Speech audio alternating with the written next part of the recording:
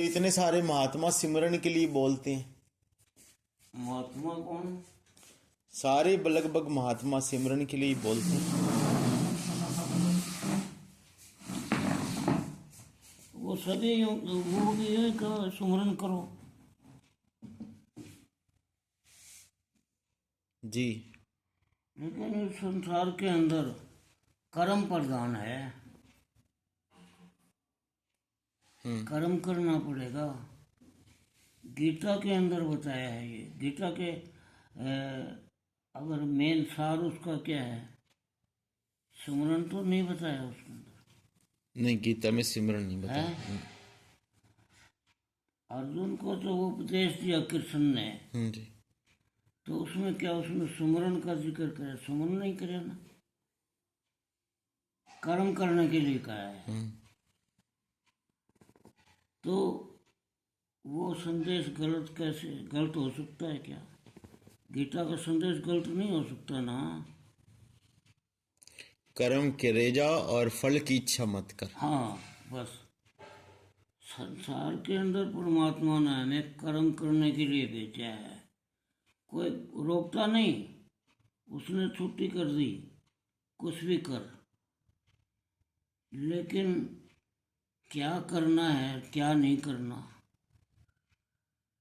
वो हमें पता लगाना पड़ेगा। भाई क्या करना है, मेरे क्या किस कर्म के लिए भेजा है।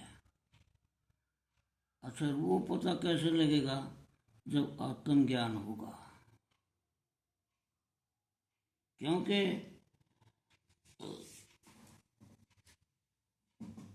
उसका उसकी शक्ति तो सिर्फ आत्मा ही तो है। और जब हम आत्मा के साथ संपर्क करेंगे, आत्मा का से मेल करेंगे ना, तब हमें पता लगेगा कि हमें करना क्या है। इसलिए सिर्फ सुमरन है क्या? सुमरन को, इस बुद्धि को टिकाने के लिए, सुमरन को छोटी चीज नहीं है। इस बुद्धि को एक जगह स्थिर करने के लिए, सुनने में ले जाने के लिए सुमरन करना ही जरूरी। सुमरन के बगैर ये टिकेगी नहीं। इसलिए सुमरन जरूरी तो है, लेकिन अकेले सुमरन से काम नहीं चलेगा, कर्म करना पड़ेगा।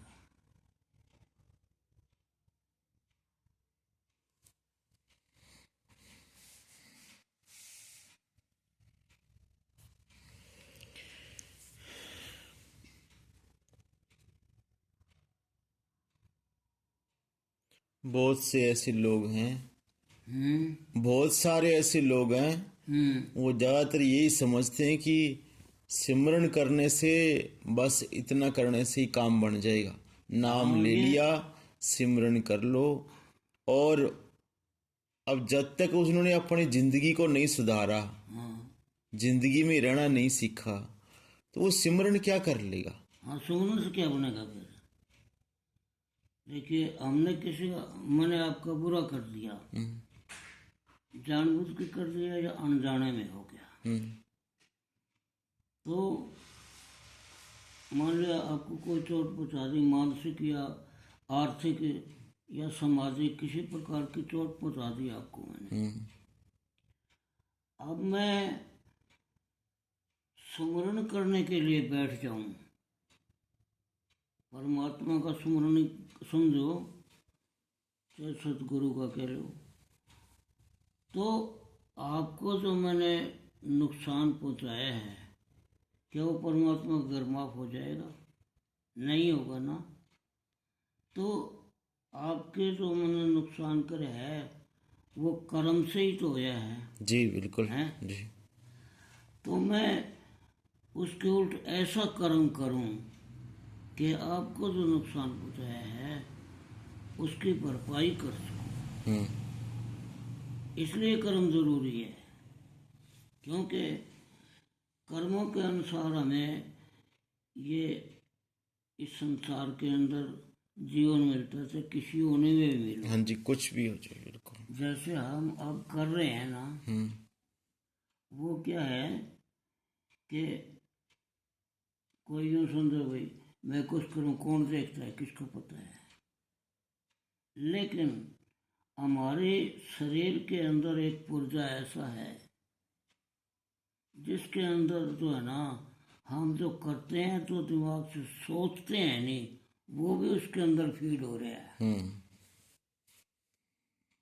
दिमाग से किसी को नहीं पता लगे तो मैं क्या सोच रहा हूँ, दिमाग में आपके प्रति बुरा सोच रहा हूँ, किसी को नहीं पता, आपको भी नहीं पता, लेकिन उस पुर्जे के अंदर वो फिट हो रहे हैं।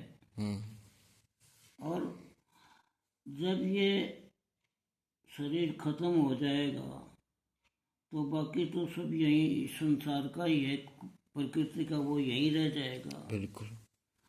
और वो जो पुर्जा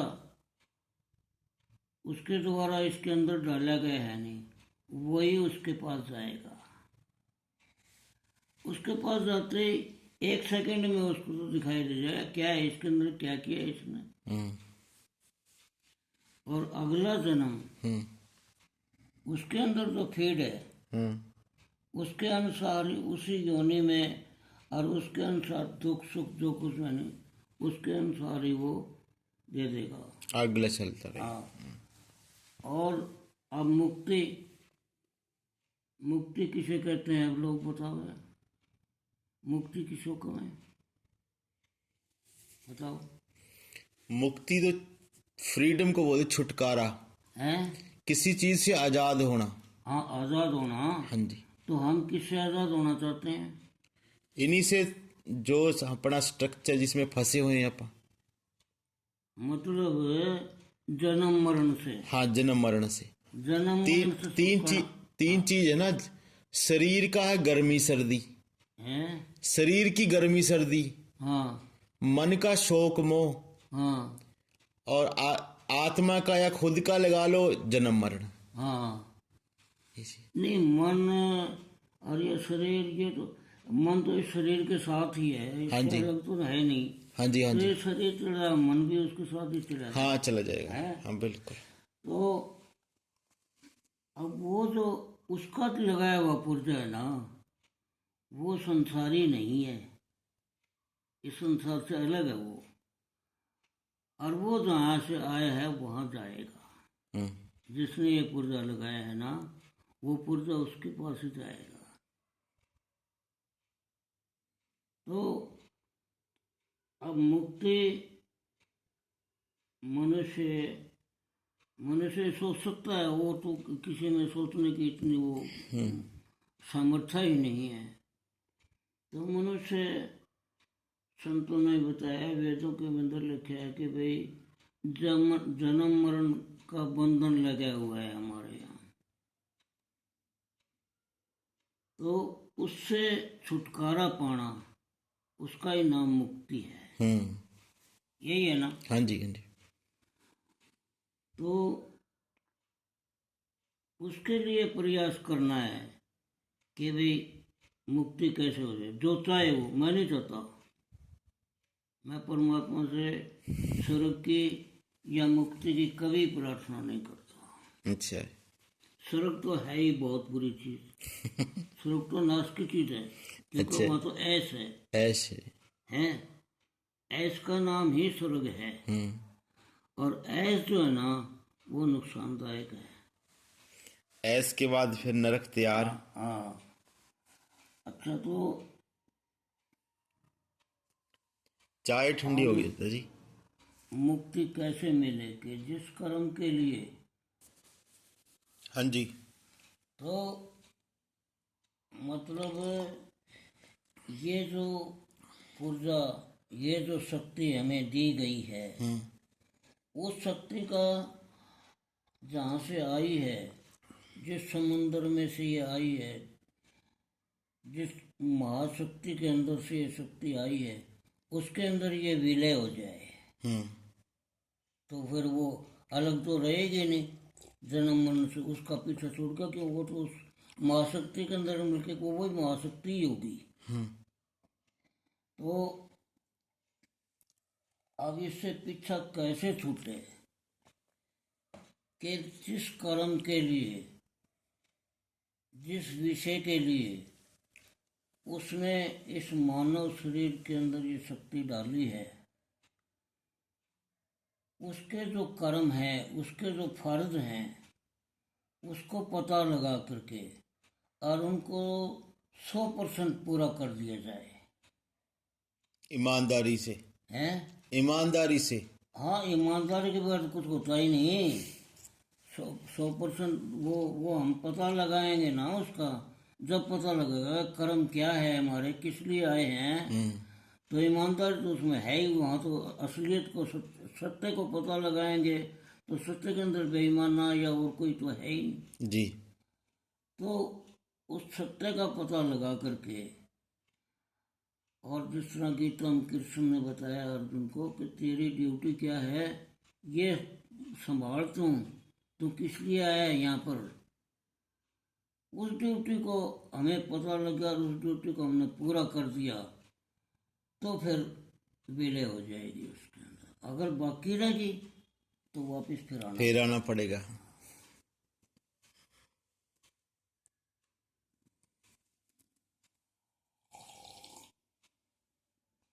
जिसकी जहाँ ड्यूटी है, यानी कि सबकी एक जगह ड्यूटी तो नहीं होती। ये पता लगाना पड़ेगा कि मेरी ड्यूटी कहाँ और क्या ड्यूटी है मेरी। अब आम मानव का तो क्या है कि आम मानव तो की ड्यूटी तो यही है कि चार चीजें अपनानी: सत्य, संयम, अहिंसा और परोपकार। ये 4 नियम अगर 100% अपने अंदर धारण करके इनको पूरा कर देना तो फिर पूरा हो जाएगा। क्योंकि सत्य अगर बोलेगा ना, झूठ 0.001 भी झूठ नहीं हो उसकी, तो फिर पूरा कर्म उससे नहीं होगा ना। है। दूसरा संयम, कि हमें जो है ना, कोई कुछ भी करता है, कोई कुछ भी हमें कहता है, कोई हमारा नुकसान कर देता है, तो उसको सहन करना, उसको बर्दाश्त करना। हमारा किसी ने नुकसान कर दिया तो इस संसार के मुताबिक हमें दिमाग के अंदर क्रोध आएगा, किसने क्यों कर दिया मेरा। संयम खत्म हो गया। अगर हम यूं सोचेंगे कि भाई इसने नहीं कराया, जो तूने ही कराया है, हो सकता है कभी तूने इसका नुकसान किया होगा, उस परमात्मा ने उसका बदला दिवाया तेरे को, इसका कोई कसूर नहीं। इतना दिमाग के अंदर सेट हो जाएगा ना तो संयम रहेगा। तीसरा अहिंसा, मन कर्म वचन से किसी का जो है ना बुरा न करना, न सोचना, तो वो मतलब किसी का बुरा फिर उससे नुकसान होगा ही क्या। जब दिमाग के लिए भाई मैंने किसी का बुरा तो करना ही नहीं, चाहे मेरा 100 बार करे, लेकिन मैंने जो है ना किसी का मन कर्म वचन तीनों चीज से किसी को नुकसान हानि नहीं पहुंचानी है, उसका नाम अहिंसा है। और फिर चौथा है परोपकार। हम इस संसार के अंदर अपने लिए नहीं आए हैं, दूसरों का भला करने के लिए आए हैं। तो जहाँ तक यथाशक्ति, अब कोई मेरे से यूँ कहते भाई एक आदमी का तुम्हें 5 करोड़ रुपए की जरूरत है, वो 5 करोड़ रुपए मिल जाए तो उसका जीवन मिल जाएगा और नहीं तो वो मरेगा। अब मेरे पास है कोई 500 भी, तो 5 करोड़ कैसे करें।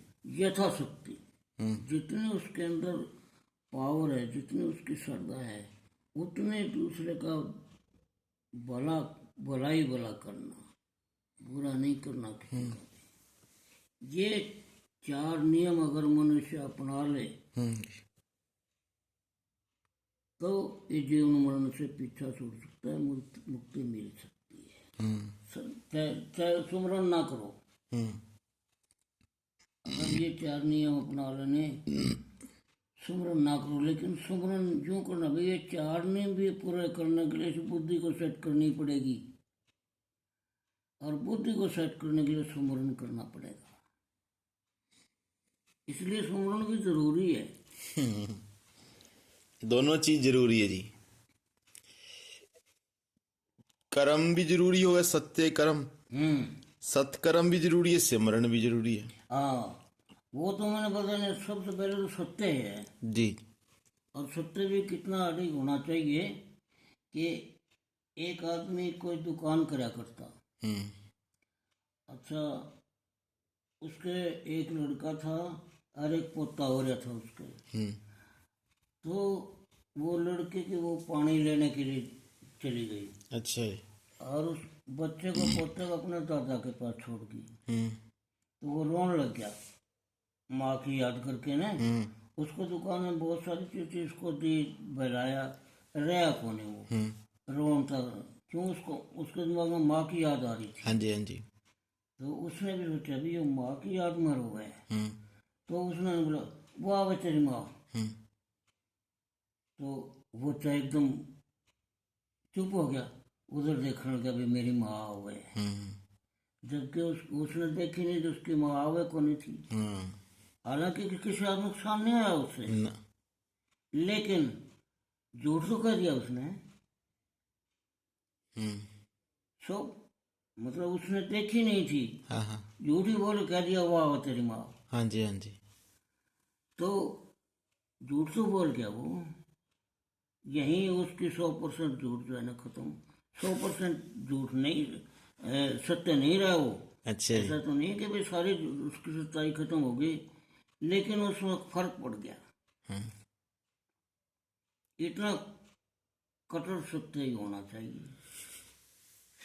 इतना तो इस जमाने में बहुत ज्यादा बड़ा मुश्किल है, असंभव ही है, असंभव ही कहो। बहुत मुश्किल है।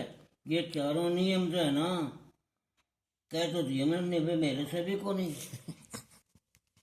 तो कहना आसान है, अच्छा जी। लेकिन जब करे नहीं आदमी तो पता लगे उसको भी कितना मुश्किल है। जी जी, बिल्कुल बिल्कुल।